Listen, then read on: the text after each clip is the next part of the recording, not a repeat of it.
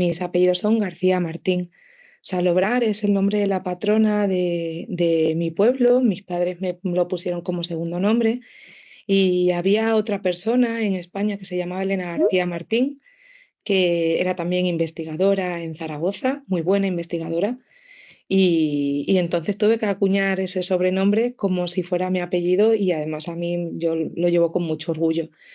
Tengo 41 años, estoy casada, soy madre de dos niñas, Paula, que tiene 9 años, y Marta, de 5 años. Y en la foto me veis con mi marido Antonio, que el pobre siempre dice que hablo de sus hijas, pero que no hablo de él. Bueno, como profesión, yo creo que ante todo soy optometrista, que además es mi formación base. También me dedico a ser profesora en la Universidad Complutense de Madrid. Como optometrista, yo ahora mismo soy optometrista en la consulta que tenemos en la Facultad de Medicina, que es una consulta de oftalmología, en el que yo estoy los martes como optometrista, siempre acompañando y ayudando a mis compañeros oftalmólogos. Como profesora en la Universidad Complutense de Madrid, soy profesora de la Facultad de Óptica y Optometría, aunque también imparto docencia en la Facultad de Medicina y también, por ejemplo, en la Facultad de Medicina de la Universidad Autónoma de Madrid. Y como investigadora desarrollo todo lo que es mi tarea investigadora en el Instituto de Investigaciones Oftalmológicas Ramón Castro Viejo, que está situado en la Universidad Complutense de Madrid. Pero yo quiero contaros realmente de dónde vengo. Yo soy de un pueblo pequeñito de montaña, se llama Jaray de la Vera, en Cáceres. Es un sitio paradisiaco. Si vosotros tenéis en mente Extremadura, pues es todo lo contrario a lo que vosotros os podéis imaginar de lo que es Extremadura. Está lleno de agua, lleno de vida, lleno de vegetación. Y os dejo aquí lo que es un paisaje de lo que es el lago de mi pueblo, que se llena absolutamente todos los veranos y es una delicia de agua cristalina y súper fría. Estáis vosotros cerquita en Valladolid, os podéis acercar, o a lo mejor seguro que lo conocéis. Tenemos estas maravillas de paisajes. Nosotros somos totalmente muy orgullosos de nuestro pimentón, que es el pimentón de la Vera, que de hecho mi pueblo se llama la capital mundial del pimentón, y de las cerezas del Valle del Jerte, que comparten denominación de origen el Valle del Jerte y el Valle de la Vera. La mitad de la cereza, de la que es cereza la picota, Valle del Jerte, procede de nuestra vertiente, que al final son dos valles separados por una colina. ¿Cómo es mi pueblo? Pues mi pueblo, como os he dicho, es cabeza de comarca, que eso también es importante. Depende de él muchos pueblos mucho más pequeñitos. Actualmente hay 6.600 personas censadas y tenemos la gran suerte de que hemos contado con dos colegios públicos y un instituto comarcal. Por lo tanto, tuve una gran suerte de poder cursar la enseñanza secundaria también en mi pueblo, cosa que en el ambiente rural, como bien sabéis, no suele ser tan común. Yo, yo, Bueno, yo, pues yo provengo de una familia humilde, ni muy alta ni muy baja, o sea, lo que es una familia de personas trabajadoras normales. Mis padres son Ángel y Carmen, os he dejado esta foto aquí. Esta foto fue el año pasado que nos la tomamos en Letonia, que hicimos el último viaje juntos porque me fui a hacer un Erasmus Lecturer a dar clase en la Universidad de Letonia y mi padre está retirado, está jubilado desde hace unos años y como pues no tenían otra cosa que hacer y les encanta viajar, les dije, ¿y por qué no venís conmigo? Y bueno, estuvimos disfrutando el tiempo que estuve allí.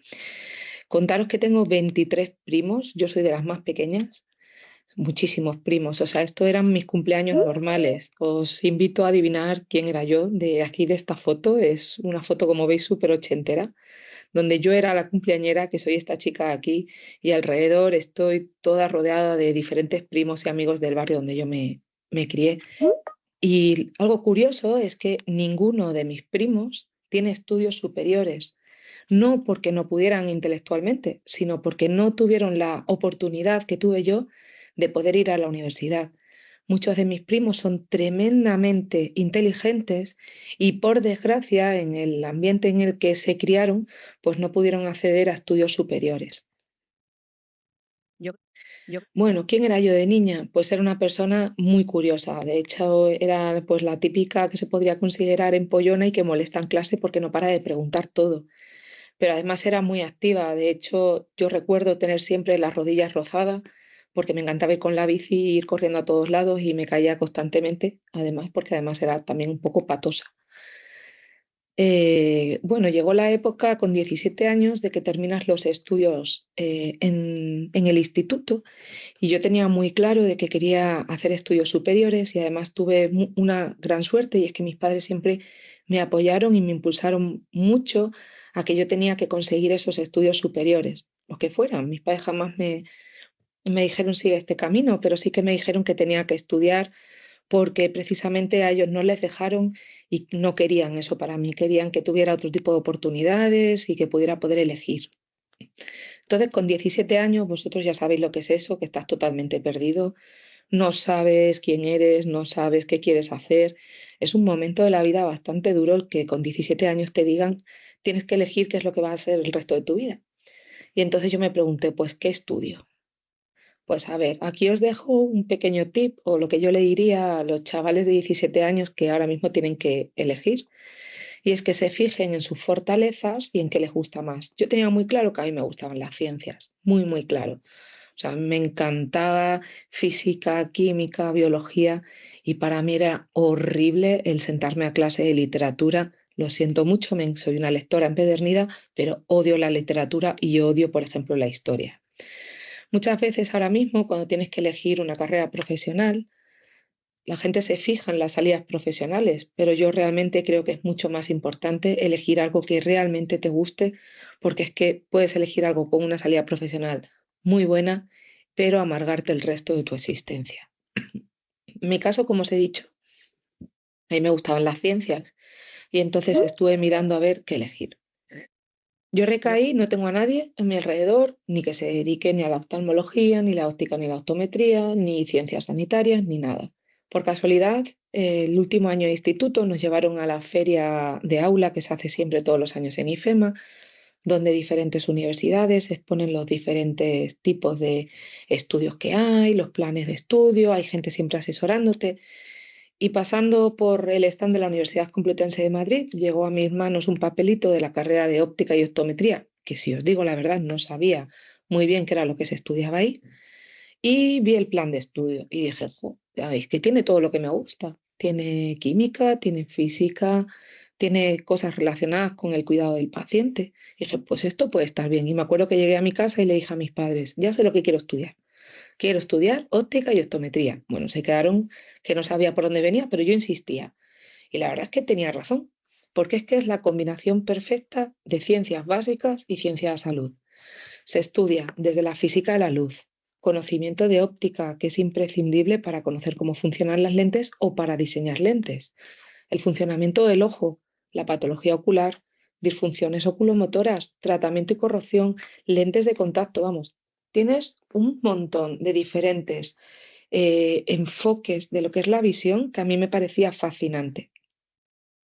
yo, ¿Qué salidas profesionales te da lo que es la carrera de óptica optometría? Pues muy diversa. Desde la más típica, que es, por ejemplo, trabajar en una óptica o una consulta de optometría, en una consulta de oftalmología. Puedes también trabajar en una fábrica de lentes, donde puedes estar desde diseñando lentes, control de calidad, atención al cliente. Puedes, por ejemplo, trabajar también en lo que es ingenierías ópticas, diseño de láseres, diferentes experimentos, o por ejemplo, en ciencia básica, por ejemplo, esto de aquí, que siempre lo que tendremos que hacer es subespecializarnos en cada una de estas vías para poder desarrollarnos de una forma diferente. Bueno, pues volvemos otra vez hacia atrás. Nos volvemos al año 2000 y tenía que ir a la universidad y salir y ir a una gran ciudad. Os recuerdo, mi pueblecito tenía 6.000 habitantes. Yo sí había salido con mis padres de vacaciones o habíamos venido a Madrid a ver a mis primos, que tenían unos primos aquí, pero ostras, 17 años y de repente me sentí como Asterix y Obélix, que de verdad tenían que salir de esa aldea gala e ir a la gran ciudad, en este caso Madrid, que me acuerdo que no, es que no, o sea, era horrible. Coches por todos lados, pues imaginaros, alguien de un pueblo muy chiquitín de repente hace caos. Y además hay que sumar otra dificultad, que es que ese año cambió de euros a pesetas. por lo que parecía como Paco Martínez Soria, no sé si lo conocéis los que sois más jóvenes, pero lo único que me faltaba era la boina y la gallina cuando llegué a Madrid. Entre que no me hacía yo mucha idea con los euros y que en Madrid era un caos para mí, bueno, pues me encontré allí sola con 17 años.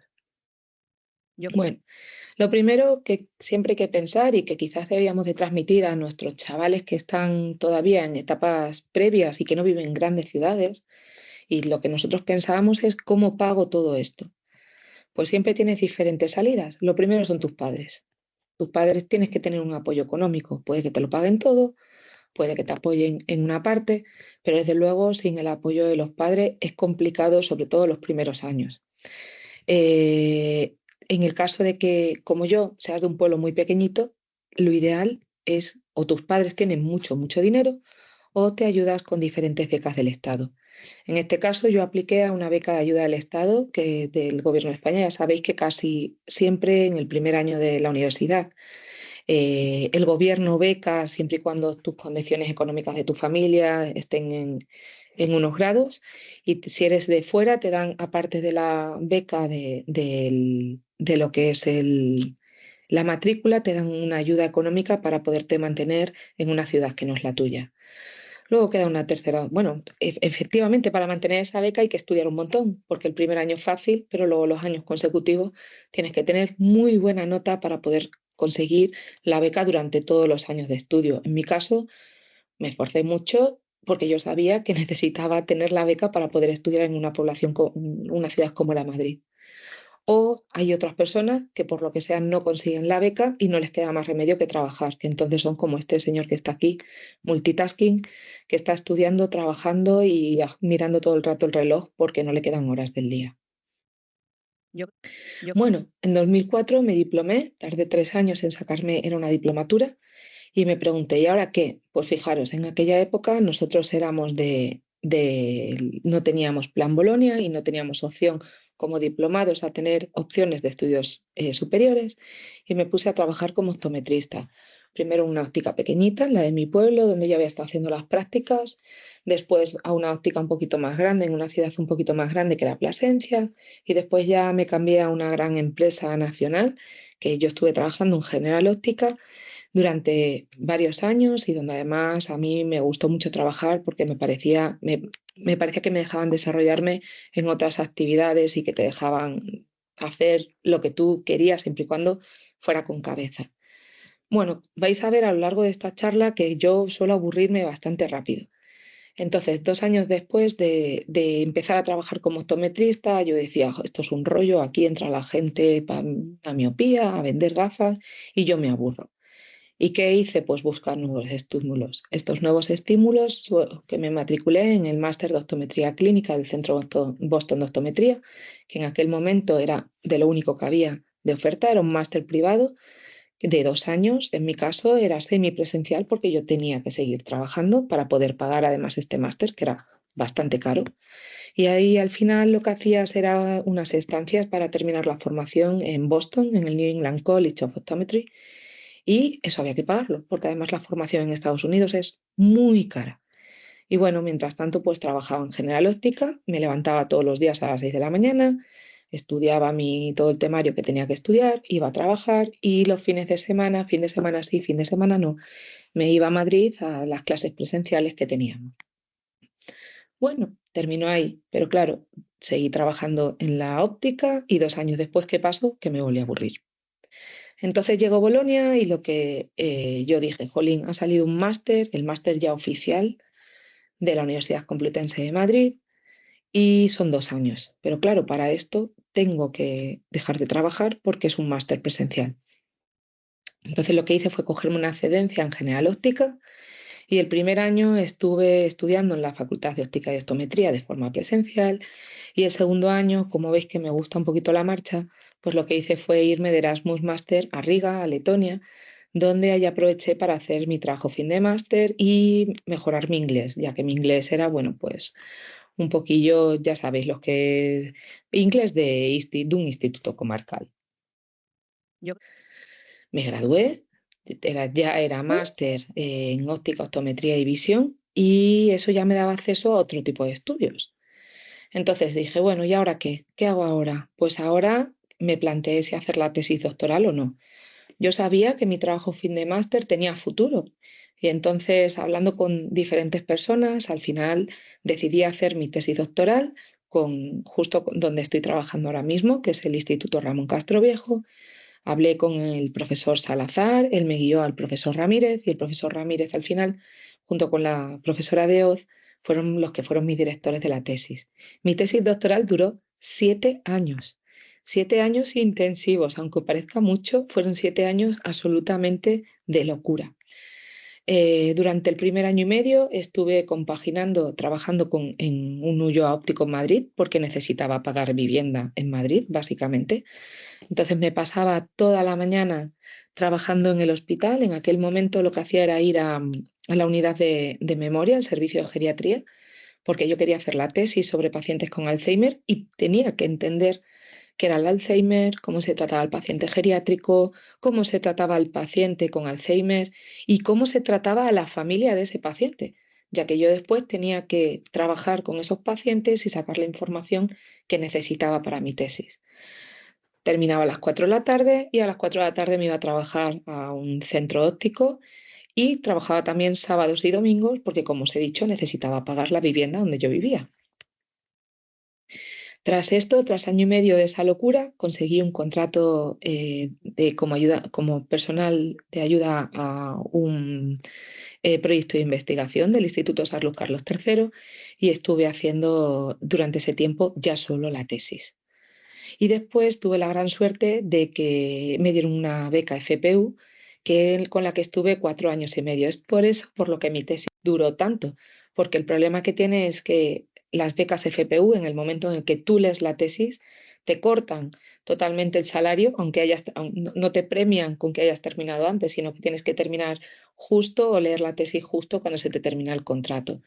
¿Esto qué conllevó? Conllevó que yo primeramente iba a hacer una tesis eminentemente clínica, donde iba a analizar qué pasaba en esos pacientes con Alzheimer y derivo a una tesis básica, ya que tuve mucho tiempo y pude trasladar todo lo que ya había aprendido de esos pacientes con Alzheimer a un modelo animal de Alzheimer.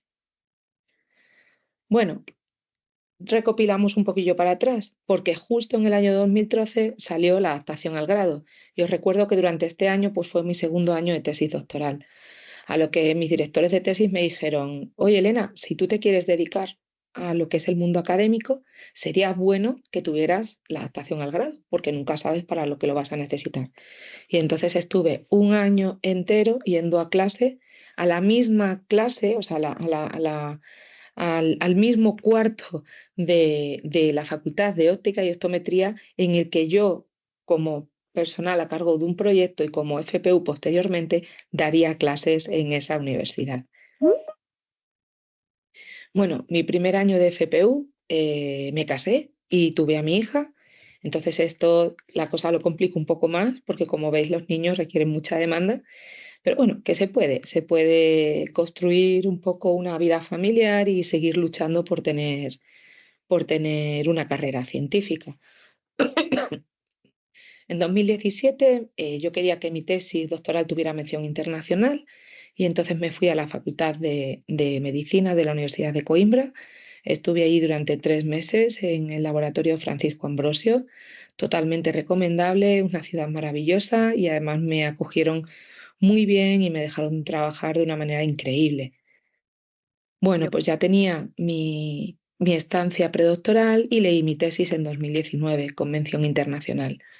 Y bueno, esto es el acto académico de Santo Tomás de Aquino cuando tomé posesión de doctor con mis padres y con mi segunda niña, de la que cuando estaba leyendo la tesis estaba embarazada de ella de 3 meses. Y aquí ya, pues como veis, era un bebecito muy chiquitín.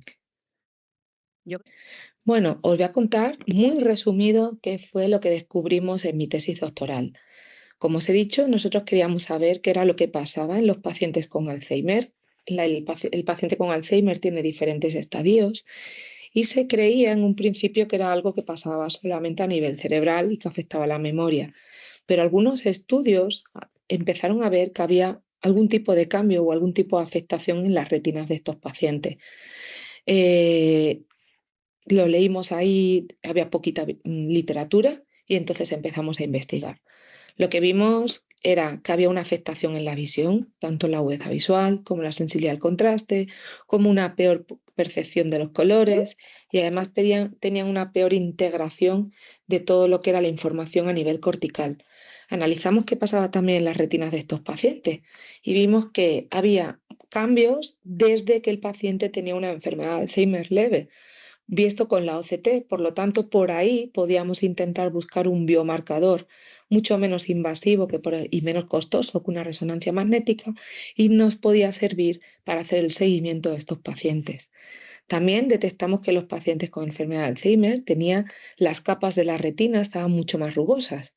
Y cuando estábamos buscando diferentes explicaciones de lo que habíamos visto en los pacientes clínicos, en clínica, cuando nos movimos a todo lo que eran los modelos de enfermedad de Alzheimer, los modelos de animales, de ratones, analizamos qué pasaba en tejido de la glía y lo que vimos es que había una neuroinflamación en esta enfermedad de Alzheimer en la retina de ratones con Alzheimer. Eso Yo muy resumidito. Bueno, pues ahora tengo la tesis doctoral, tengo una estancia predoctoral, tengo bagaje, tengo un montón de títulos. ¿Y ahora qué? Bueno, pues si te gusta y quieres ser profesor en la universidad, te tienes que pegar con la ANECA. No sé si la habéis escuchado alguna vez, pero es probablemente el organismo que más odian los profesores universitarios. Es ese organismo que después de haber conseguido la sangre de unicornio, te acredita y te dice, pues sí, tú tienes todas las cualidades para poder presentarte a un puesto de profesor. No significa que lo vayas a conseguir, sino que te dejo presentarte a una plaza de profesor. Bueno, esto lo que requiere es un montón de burocracia, un montón de meses, un montón de papeles. Ahora la cosa parece que se ha relajado desde el año pasado, como que es un poco más sencillo, pero creedme que lo que te piden es tener sangre de unicornio. Bueno, tienes que seguir comiendo mientras que te llega el papelito para que puedas presentarte a una plaza de profesor y entonces conseguir 6 meses de un contrato de personal de apoyo a la investigación de un proyecto específico, ¿vale? yo Bueno, de repente me llega un día un correo, una notificación de la ANECA que tengo la acreditación de profesor ayudante doctor y profesor contratado doctor. Muy bien, ya tengo eso.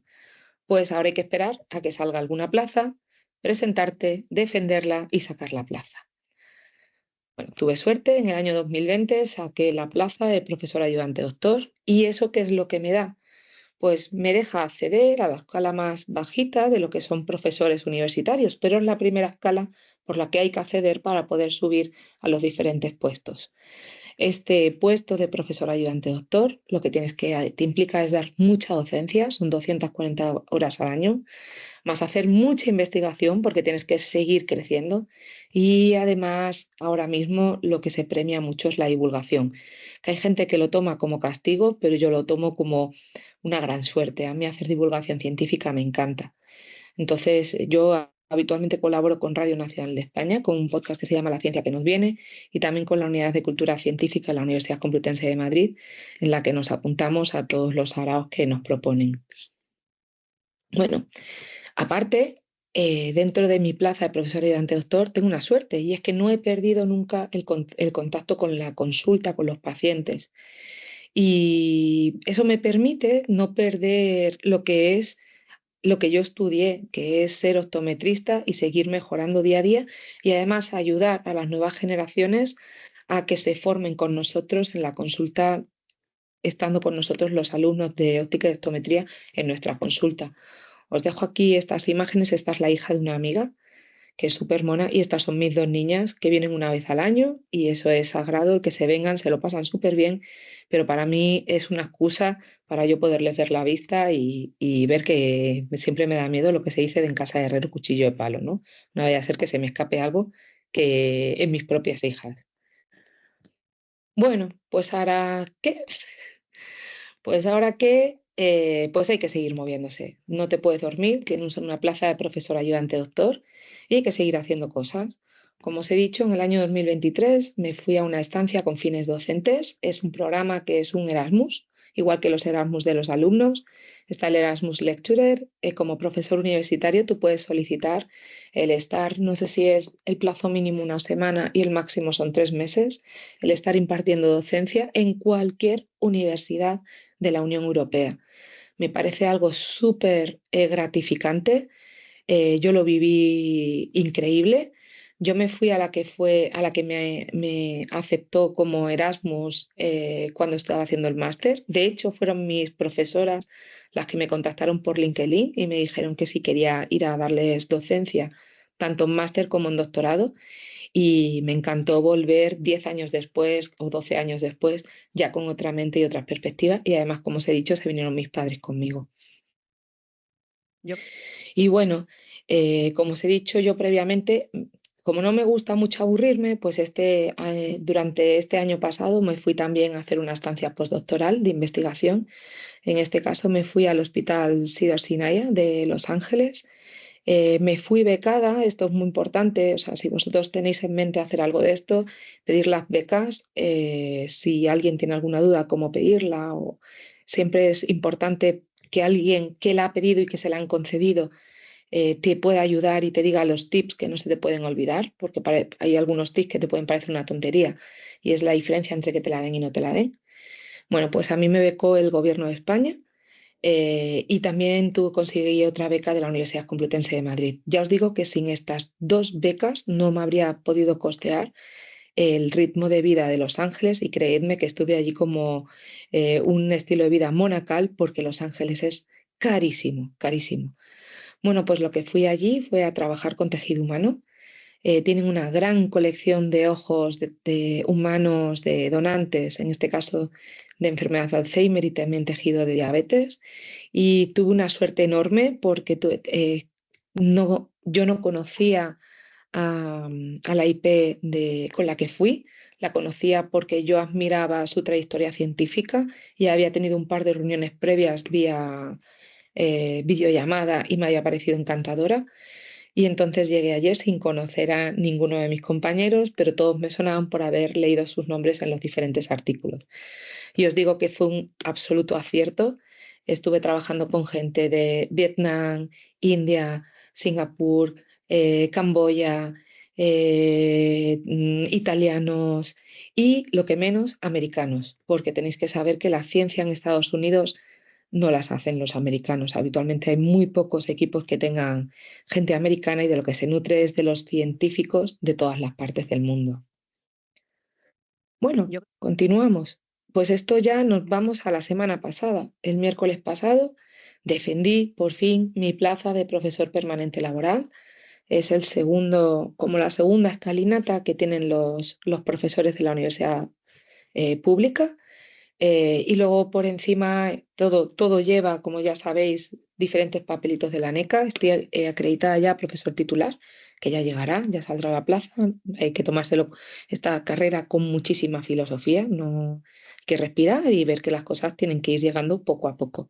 Y bueno, estas fotos del miércoles pasado, que ya por fin pude defender mi plaza de profesor permanente laboral. yo, ¿Y qué ahora mismo? Pues fijaros, ahora mismo me dedico sobre todo a supervisión de trabajos científicos, asistencia a congresos para diseminar todo lo que son los resultados del laboratorio, sobre todo estimular mucho la colaboración científica con otros centros, que yo creo firmemente en que en la colaboración está lo que es el éxito de la ciencia, hacer formación continuada en ciencias de la salud, tanto con los diferentes colegios de ópticos territoriales como con la Sociedad Española de Oftalmología, impartición de seminarios, organización de congresos y divulgación científica.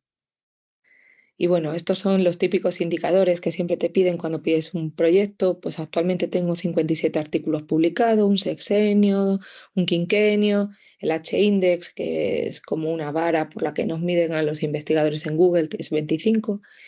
Y bueno, trabajos de investigación predoctoral he dirigido 25, tesis en dirección tengo 4, que justo la semana que viene defienden la primera tesis doctoral que tutorizo. He participado en 8 proyectos de investigación competitivos y, bueno, pone 4 proyectos de innovación docente, son 5. Y proyectos en los que he participado y participo, pues fijaros, líneas de investigación súper variadas. Alzheimer clínico y básico, glaucoma clínico y básico, hemos trabajado con ELA, ataxia de Friedreich, síndrome de Dravet, hidrocefalia, taupatías, tratamientos neuroprotectores para enfermedades neurodegenerativas, últimamente con inteligencia artificial de Alzheimer, inteligencia artificial y enfermedades de retina. Y ya para terminar, pues estamos iniciando un proyecto de miopía. ¿Y ahora qué? Pues bueno, ahora os cuento las colaboraciones nacionales e internacionales que tengo activas.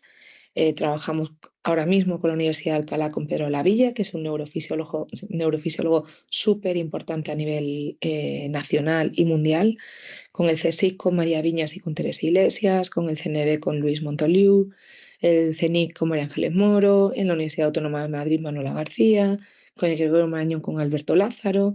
Trabajo con la Universidad de Luxemburgo, con Luis Leiva, en cosas de Deep Learning y Machine Learning.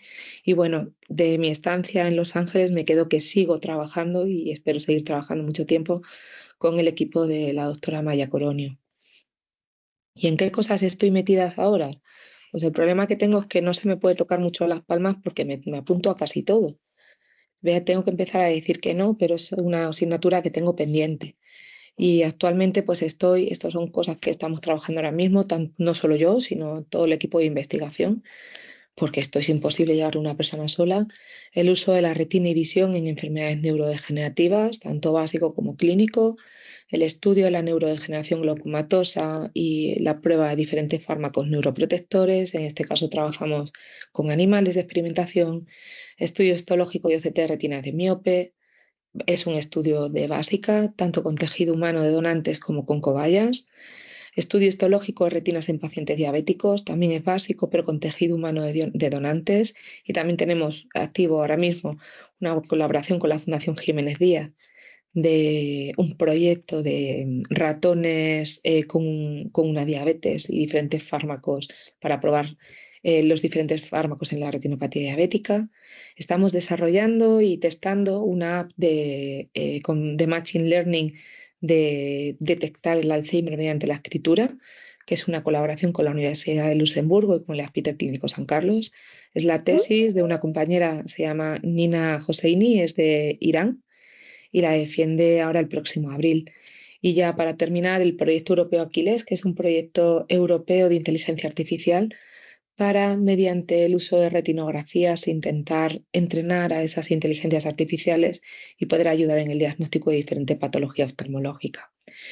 Y esto lo he puesto lo último porque esto fue como terminé mi defensa de PPL, que es el resumen de mis últimos 20 años, la formación académica, las diferentes acreditaciones de la NECA, las diferentes estancias pre y postdoctorales, los diferentes contratos que he tenido en la universidad con sus espacios en blanco, que significa que he estado en el paro durante todo ese tiempo, pero yendo a trabajar todos los días a la universidad.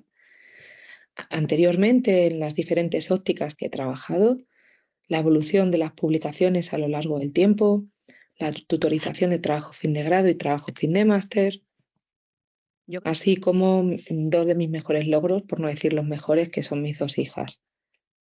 yo, Y bueno, yo os quiero dejar aquí una pequeña perla. Es que, ¿con qué me quedo después de todo esto? Pues que todos podemos llegar donde nos propongamos, que eso significa esfuerzo. También quiero abogar, que eso tenéis que ser muy conscientes. Todos mis estudios han estado becados, todas mis estancias han estado becadas, todo mi contrato predoctoral ha estado becado y todo eso sale de los impuestos que pagamos entre todos. Es decir, yo tengo una gran suerte de haber crecido en España y que tengamos este sistema de ayudas para que todos podamos llegar donde lo necesitemos gracias al sistema de ayudas estatal.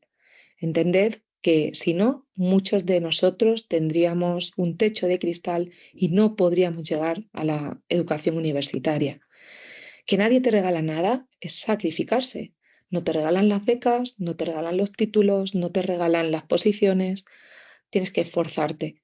No te va a regalar nadie nada, pero hay que disfrutar del camino, que no hay que llegar siempre, no siempre se llega por la línea recta, ¿no? Yo no era, terminé la carrera y directamente he ido saltando de un lado a otro. Como veis, ha habido diferentes bandazos a lo largo del tiempo que eso realmente lo que me ha hecho ha sido enriquecerme como persona y profesionalmente. Que hay que seguir preguntándose el porqué de las cosas, igual que cuando yo era pequeñita y me regalaron un microscopio, pues me preguntaba el por qué se ve así, por qué, pues hay que seguir preguntándose, porque eso, alguien que se dedica a ciencia y que tiene que tener curiosidad, que no hay que tener miedo a los cambios, porque cada vez que pegas un volantazo siempre te va a aportar algo de aprendizaje, algo importantísimo en los últimos tiempos, que hay que aprender a explicar tus resultados y eso es la base de ser un buen comunicador. Y sobre todo, divulga ciencia porque si no lo haces tú, seguro que lo hará otro que sabe menos. yo Y hasta aquí yo quería contaros lo que ha sido todo lo que, por cómo he llegado donde he llegado.